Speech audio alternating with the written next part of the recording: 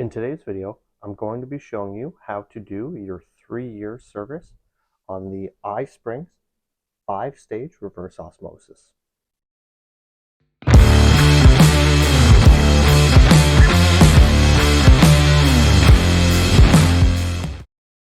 So it's time to change out all 5 of the filters on your reverse osmosis.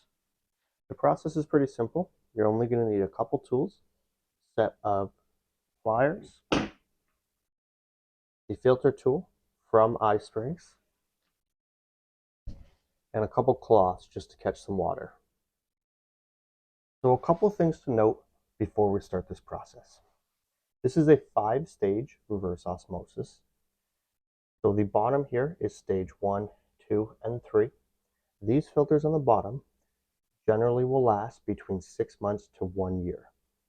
You've got stages 4 and 5 up top. These filters will last between 2 to 3 years. So keeping that in mind, if you can time it out correctly, you can do your first 3 filter changes consecutively and then get to the point where you can do all 3 plus 4 and 5 at the exact same time. So now that we're ready to start, you've got your filter 1, 2, and 3, and also 4 and 5. We're ready to shut off the water, the tank, and the supply. So the shutoff for the water tank is located on the top here. So I just put a light pressure on here so the valve doesn't twist, and when I turn the valve to the left, the tank is disengaged. For the supply, it's attached to the cold water line. Mine's in a pretty tight area, so I'm not able to show you, but you'll do the same process. It'll turn off to the left, and then you'll have no pressure on the tank and no supply anymore coming from the cold water line. Now that you've got the tank and the supply line shut off, you can open up the faucet on the top to release pressure. One additional thing to note is if you have the UV reverse osmosis, you'll want to make sure that you unplug the power from the wall. Because we don't have that system and we're just on the single 5-stage, we're ready to start changing the filters. So I'll pull off the cover here. I'm going to use the tool supplied by iSprings, and we're going to loosen the first filter here, and then we'll work our way down. So depending where your system's installed, you'll want to make sure that you can pull it out to catch any of the water that's inside of the filter housings.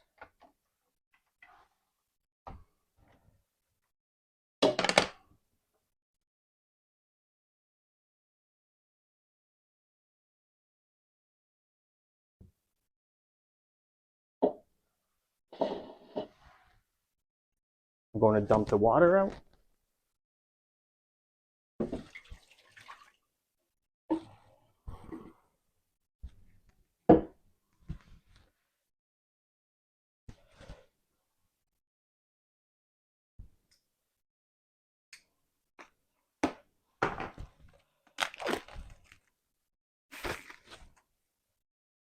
We're going to replace the first filter.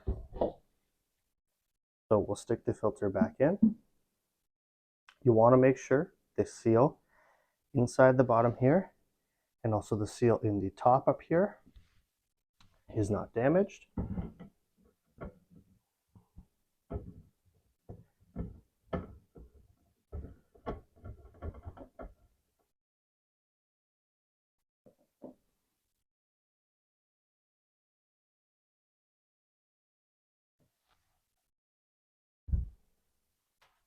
That's tightened by hand. We'll give it a quarter turn.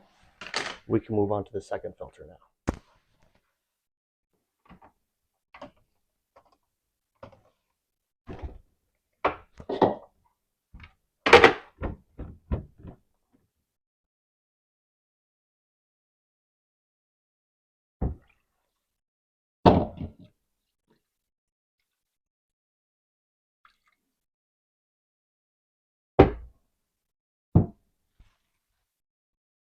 We're going to set up a cloth and stick this back into the cabinet. We'll dump the water out of the second housing. You're now ready to stick the second filter back in.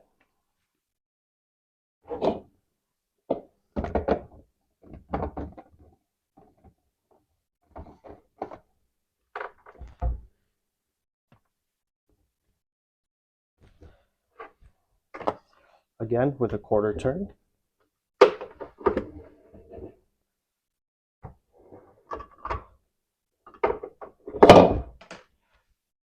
We're now ready to do the third filter. Now that we're ready to do the third filter, the process will be the same. It's important to make sure that you've got something set up underneath to catch the water.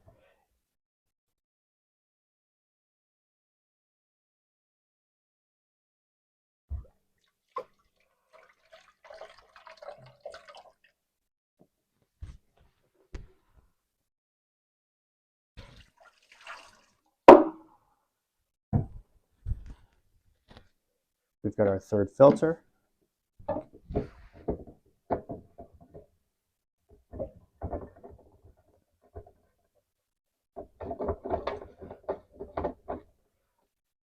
So keep in mind, I didn't show it, but every time I changed out, I made sure all the seals on the inside were still good.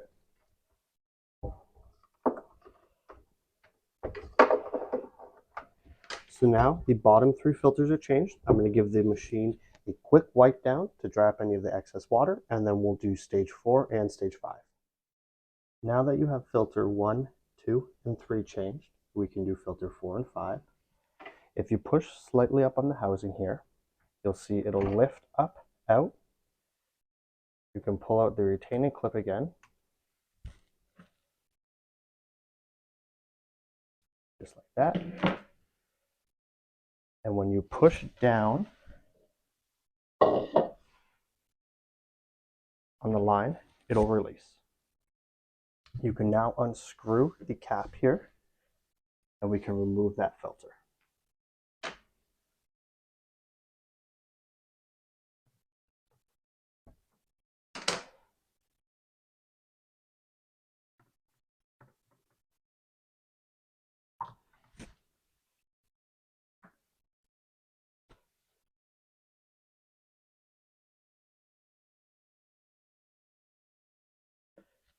So if this filter doesn't come out by hand, you can use a small set of pliers and pull the filter out.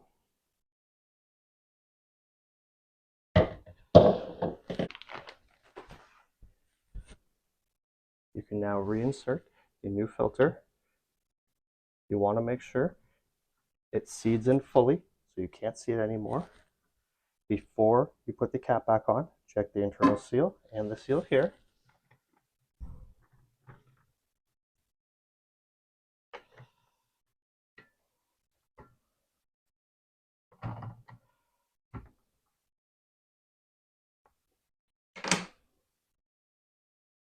You can resecure the red line again.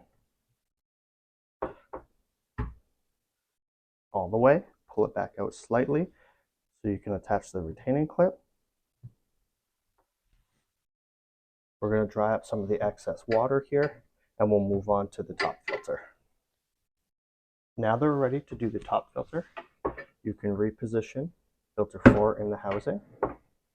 We're going to disconnect the connection here and the 2 connections on here.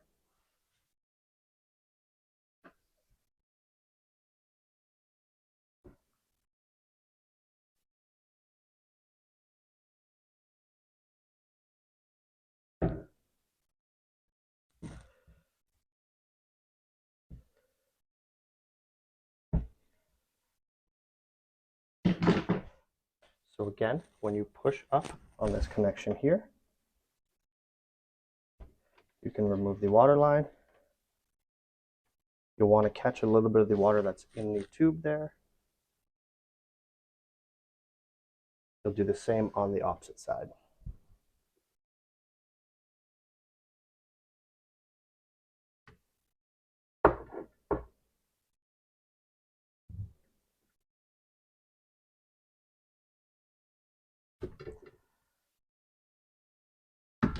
You can now remove the 5th filter.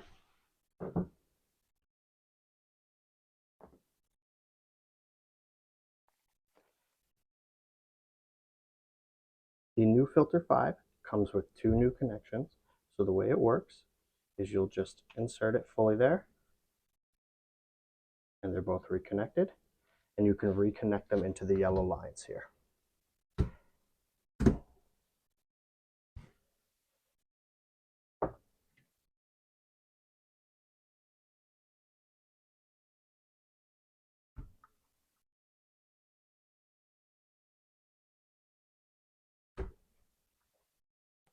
So the new clips do come with new retaining clips.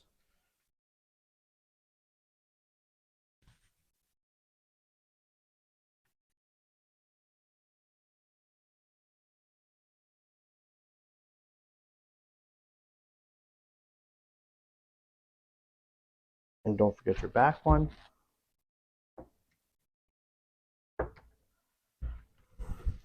And you've now changed all 5 filters.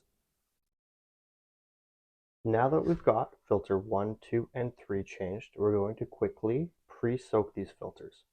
So on the right-hand side, what you'll want to do is remove this clip here.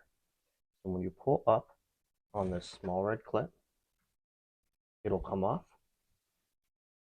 And when you push down here, you can disconnect this line.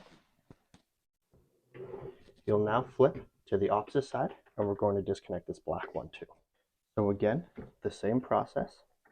We're going to remove the retaining clip, put it aside, and when you push down, you can remove the black hose, and this will now connect where the red hose was. Now that you can connect the red,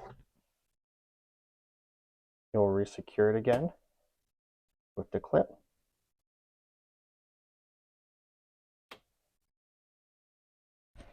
You can now turn on the supply and let the filters rinse.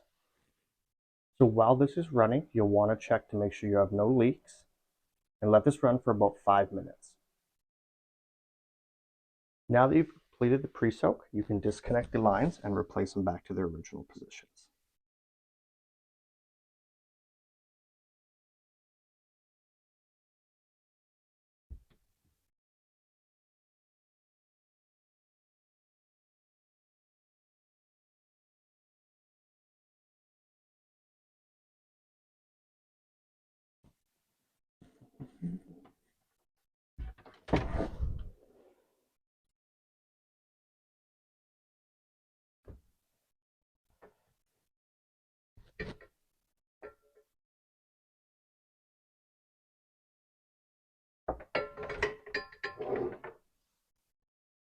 So sometimes after disconnecting these clips and resecuring them, you'll get a bit of a drip. It's important to make sure that the hose is fully inserted, pull pressure back so you can reattach the retaining clip.